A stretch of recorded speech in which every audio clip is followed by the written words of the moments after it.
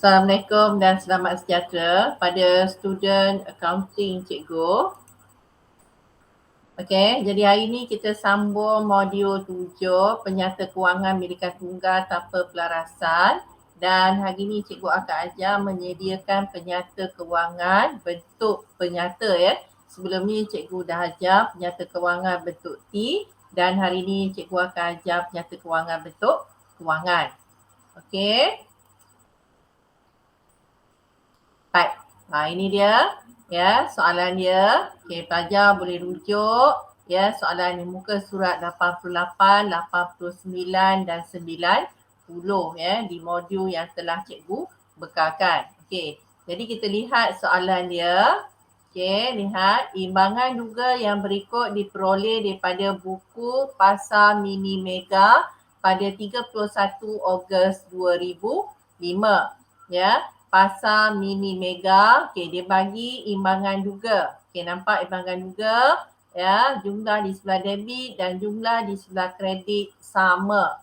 Okey, daripada imbangan duga ni, yang akhir ni dia beri inventory akhir, dan kemudian soalan minta kita lengkapkan akaun perdagangan dan akaun untung rugi bagi tahun berakhir 31 Ogos 2005 dan juga menyediakan penyata kedudukan ya dalam bentuk penyata, di mana dalam bentuk penyata kita boleh dapat modal kerja. Okey, ini adalah bentuk penyata ya. Okey, sebelum kita menyediakan akaun perdagangan dan untung rugi ni, ingat cikgu dah beritahu ya soalan itu kita perlu analisis ya. Sama ada kita perlu masukkan ke penyata pendapatan ataupun ke penyata kedudukan kewangan ya. Okey, kita mula ya. Akaun belum terima PKK. Kita masukkan dalam PKK dan dia adalah aset semasa.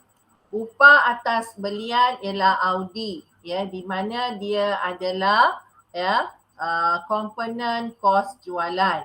Akaun belum bayar PKK ya, akaun belum bayar PKK dia adalah liability semasa. Gaji ya, kita masukkan dalam akaun untung rugi di mana dia adalah belanja. Ambilan kita masukkan dalam PKK di bawah equity pemilik. Inventory awal kita masukkan dalam akaun perdagangan. Belian dalam akaun perdagangan ya, dia adalah di bawah kos jualan. Promosi akaun untung rugi ya, di mana dia adalah belanja. Pulangan jualan akaun perdagangan, dia perlu kita tolakkan dengan jualan ya. Kemudian jualan akaun perdagangan. Tunai penyata kedudukan kewangan, dia adalah aset semasa. Overdraft bank ya, ingat ya, overdraft bank dengan bank tidak sama ya. Overdraft bank kita masukkan dalam PKK tetapi dia adalah liability semasa. Kemudian alatan kedai ya, kita masukkan dalam PKK, aset bukan semasa ya. Bangunan PKK, aset bukan semasa.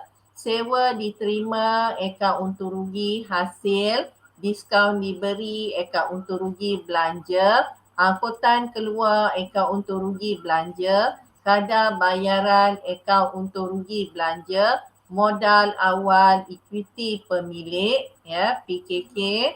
Pulangan keluar akaun perdagangan kita perlu tolakkan dengan belian ya. Angkutan masuk Audi ya di akaun perdagangan. Komisen diterima akaun untung rugi hasil. Faedah atas pinjaman akaun untung rugi belanja. Hutang lapor akaun untung rugi belanja. Pinjaman liability bukan semasa ya. Pinjaman ni kerana kita perlu jelaskan lebih daripada 5 tahun. Belanjaan akaun perdagangan belanja ya. Insurans akaun perdagangan belanja. Kenderaan akaun penyata kedudukan kewangan aset bukan semasa. Perabot penyata kedudukan kewangan aset bukan semasa. Alat tulis akaun untung rugi belanja dan belanja membaki kenderaan akaun untung rugi belanja.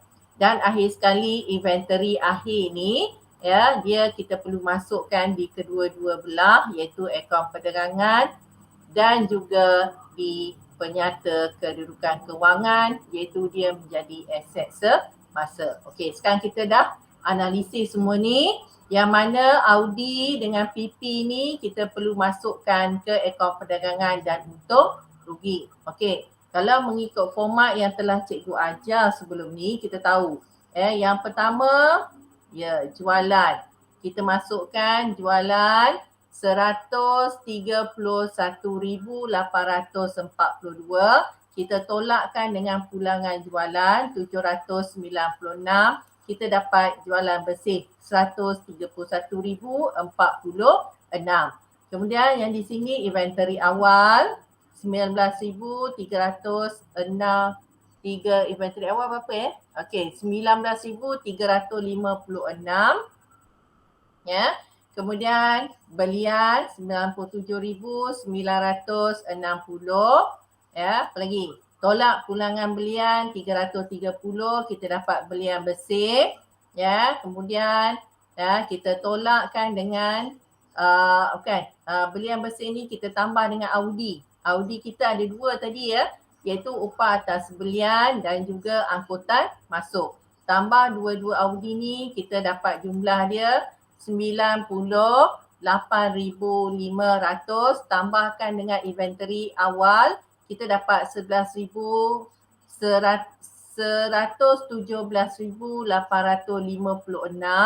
Kita tolak dengan inventory akhir 24,600, maka kita dapat kos jualan sekarang 93,256. Okey, kos jualan dah dapat, jualan bersih dah ada. Jualan bersih tolak dengan kos jualan, kita dapat untung kasar 37,790 untung kasar. Tambah dengan hasil. Okey.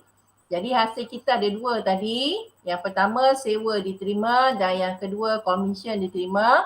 Kita tambah semuanya kita dapat 10,210 tambah dengan semua hasil tadi, kita dapat 48,000 hasil. Lepas tu kita masukkan semua belanja yang dapat kita senarai PP tadi, kita masukkan. Okey, belanja, gaji. Yang kedua promosi. Yang ketiga diskaun diberi. Okey, seterusnya angkutan keluar, kadar bayaran, faedah atas pinjaman, hutang lapuk, belanja am, insurans, alat tulis. Okey, alat tulis. Lagi apa lagi? Okey, belanja membaki kenderaan. Jadi kita tambah semua belanja ni, kita letakkan di sini, kita dapat 19,183.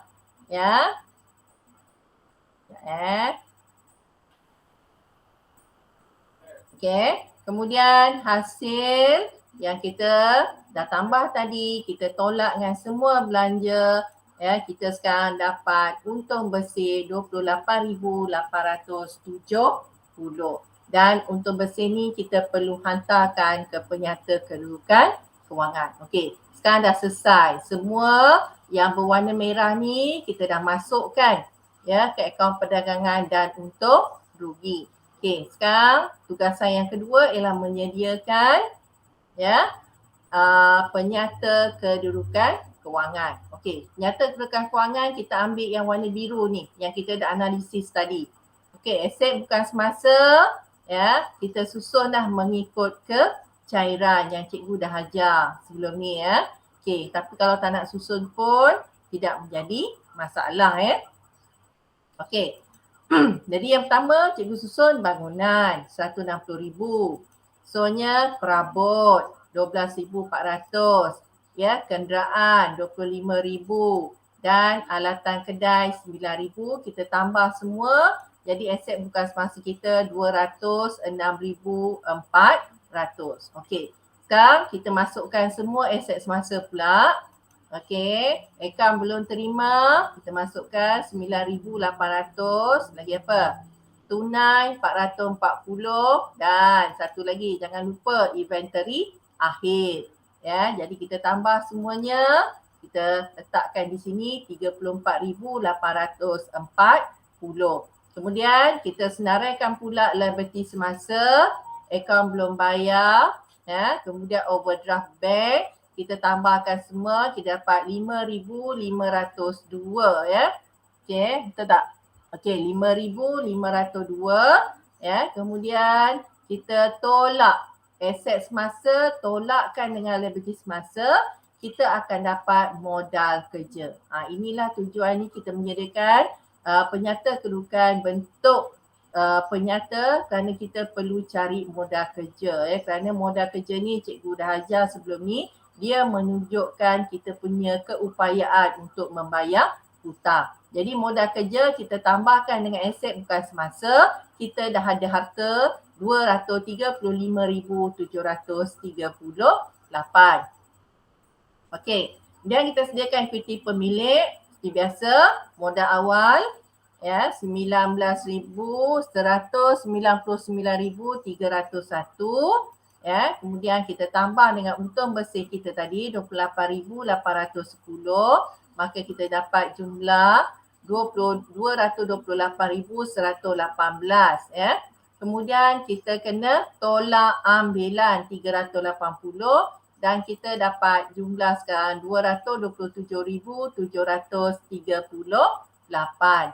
Dan seterusnya ya, ingat ya, liability bukan semasa tadi ada satu iaitu pinjaman 8,000. Jadi sekarang ya, kita tambah equity pemilik dengan liability bukan semasa, kita dapat jumlah 235,738 sama ya dengan kita punya ya harta. Ya, jadi bermakna penyata kedudukan kewangan kita telah siap. Ya, mesti dapat angka yang sama ya, barulah penyata kedudukan kita, nyata kedudukan kewangan kita seimbang. Okey, sekian. Terima kasih.